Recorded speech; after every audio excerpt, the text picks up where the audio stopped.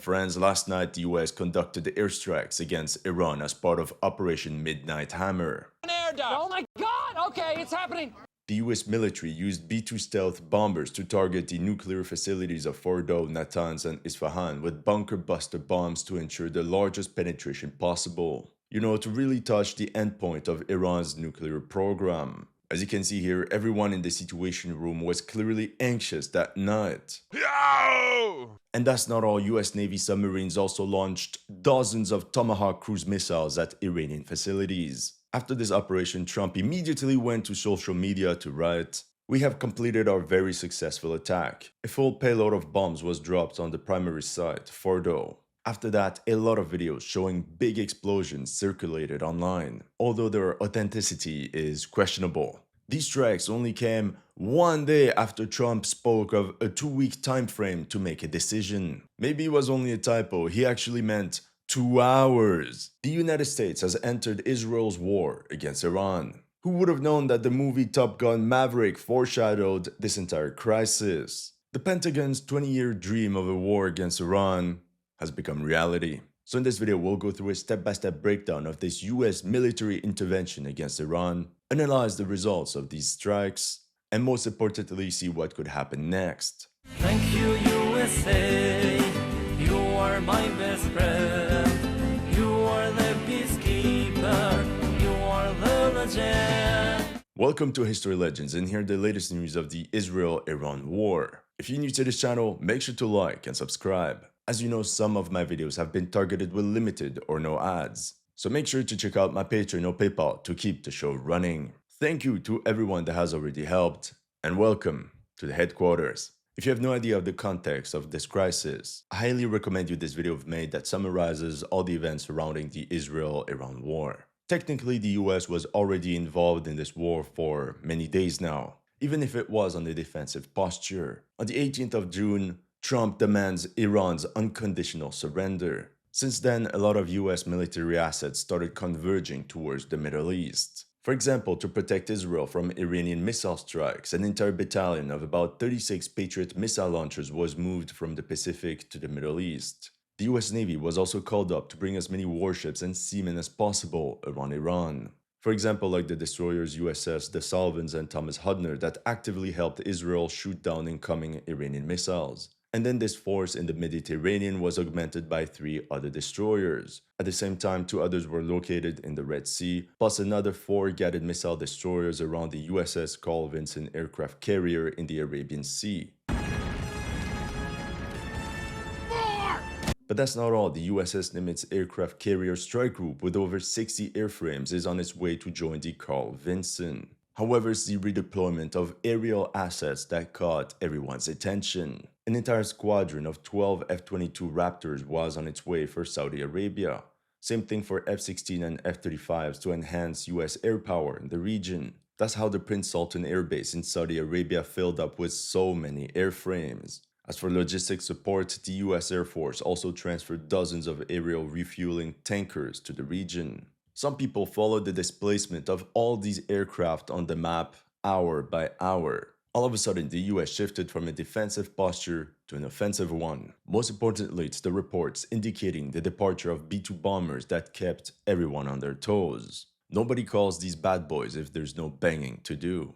From Whiteman Air Force Base in Missouri, some of these B-2 bombers reportedly headed towards the Diego Garcia Air Base in the Indian Ocean, and others possibly staging at Anderson Air Force Base in Guam. So they were all flying towards the Pacific, but more on that in a minute. B-2 bombers are relevant because they can carry up to 40,000 pounds of ordnance. That's 8,500 pound Mark II bombs, 16 2,000 pound JDAMs, or one of the infamous GBU-57 bunker buster munitions.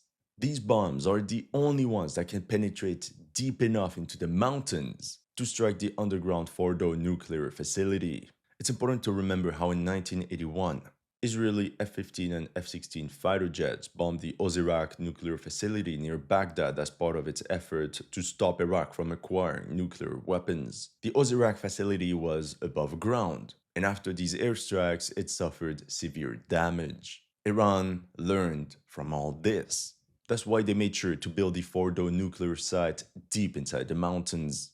In this video, you can see what the facility looks like from inside. It is said to contain close to 3,000 sophisticated centrifuges in 2 enrichment halls, underground storage, plus an above-ground warehouse for heating, ventilation, and air conditioning. The weak points and easiest targets are obviously the entrances of this nuclear facility, but it's something that can also be rapidly repaired. So the question is, where is the best place to strike? You see, after Israel launched Operation Rising Lion against Iran, obviously nuclear facilities became prime targets. Some of them were badly damaged by Israeli fighter jets, but not entirely destroyed.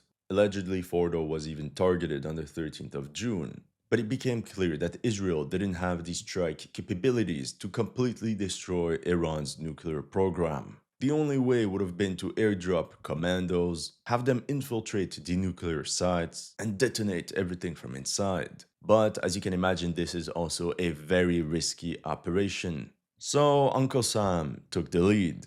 The US Department of Defense publicly announced how 6 B-2 stealth bombers were flying west to Guam. Then there was this man that lived close to the Whiteman Air Force Base in Missouri, and suddenly he heard unusual roaring sounds. So he went outside and counted 9 B-2 bombers. But these aircraft were not going west, but they were going eastbound. Now his post has over 5.5 million views. Apart from this random dude and the US military, nobody knew about the displacement of these bombers. Turns out the B-2s flying towards the Pacific were decoys. It was a diversion. And let's be honest, it worked. At the same time, the media declared US moves B-2 bombers as Trump weighs Iran options. There we could read, the planes are flying over the Pacific and appear to be headed towards Guam. And that was another decoy, because Operation Midnight Hammer was already on its way. This leads us to the early hours of the 22nd of June. It is said that over 125 US aircraft were involved in this operation in one way or another.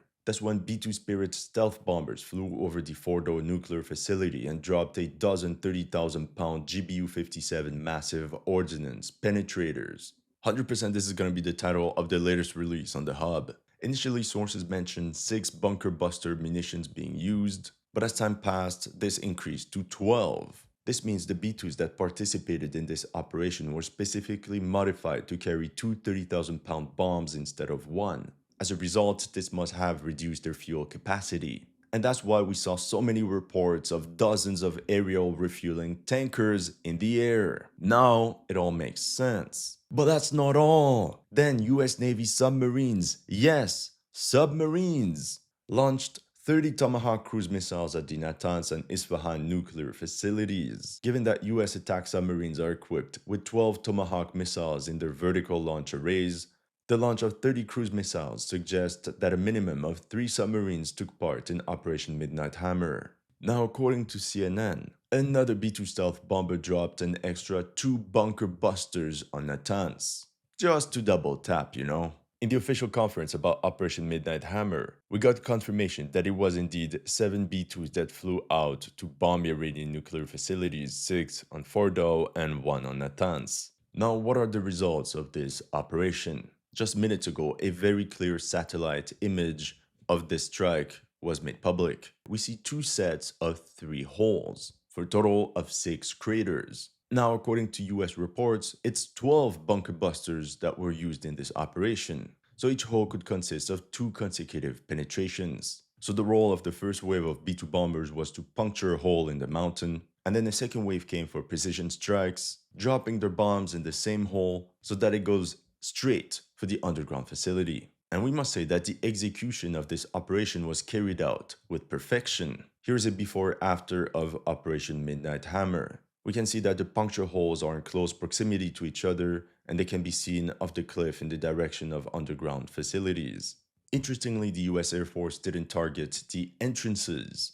Instead, it seems to be part of facilities the Iranians built in 2009 and then covered up. Meanwhile, according to Israeli analysts, the US airstrikes targeted key corridors inside the nuclear site. And according to the latest assessments, it's very likely that it's the ventilation systems of the Fordow facility that were hit by US bunker busters. I guess time will tell. Overall, as of now, we have no evidence that the Fordow nuclear site was obliterated. If any destruction happened, it's underground. We also have to see reports from the Natanz and Isfahn nuclear facilities. Meanwhile, the Iranians said everything is fine at Fordow, no damage to be reported. So one side is claiming everything has been obliterated and the other said there's zero damage. One interesting point is how days before the US airstrikes, 15 trucks were seen near the Fordow nuclear site. Some people believe that the Iranians managed to take out all the critical infrastructure and assets away from Fordow before the US airstrikes. What will be Iran's response? Well, during the night, it seems that they continued their missile strike campaign against Israel as if nothing had happened. But it has to be said that the number of daily Iranian missile strikes have greatly decreased over the past 10 days. Now, as a response to US airstrikes, Iran could launch a full-fledged retaliation, such as striking all American bases in the region. There are about 40,000 US military personnel spread out across the Middle East. There is the Al Udeid Air Base in Qatar that hosts the US Central Command Regional Headquarters, and it can accommodate more than 10,000 troops. There are 5 bases in Kuwait that hold more than 13,500 troops. The Al-Assad Air Base in Iraq with 2,500 US troops, plus another air base in the UAE. There's also a naval base in Bahrain, home of the US Fifth Fleet.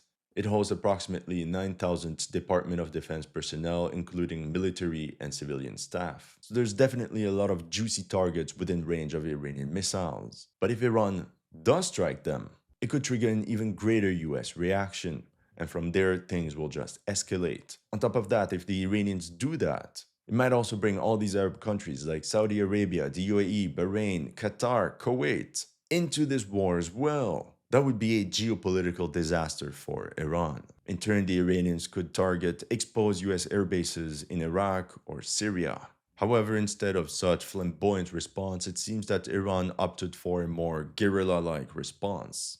Just moments ago, it was reported how Iranian forces are jamming about 1,000 ships passing through the Strait of Hormuz. The next escalation could involve a full blockade of the strait, with Iranian units harassing any US vessel attempting to break through.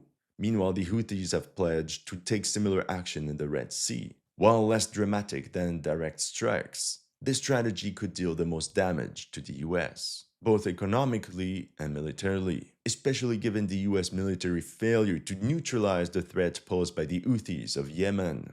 Of course, we also have to take into account the Israeli Air Force's next actions against Iran. That's all I have for you today. Let me know in the comment section what you thought of this analysis. If you're new to this channel, make sure to like and subscribe. And if you want to support my work, make sure to check out my Patreon or PayPal. The links are in the description below.